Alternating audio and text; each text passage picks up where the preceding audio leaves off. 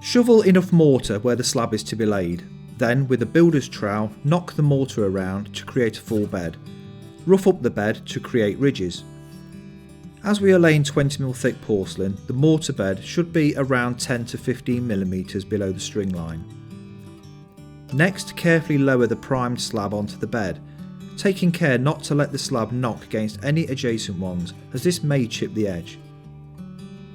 With a rubber mallet, tap the slab down onto the roughened bed.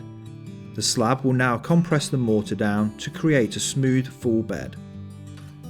Check that the edges of the slab sit flush with the adjacent ones and that it's also level with the string line that's providing the correct fall. Use a spirit level or straight edge across other slabs to check there are no high or low spots. When you are happy that everything is level, give the slab a wipe down with a damp sponge and insert a tile spacer. The pavestone grout will work in gaps between 2 and 15mm, and generally the most commonly used gap is 3 to 5. You should never butt joint as this will damage the edge of the slabs. For more installation hints and tips, visit the website pavestone.co.uk.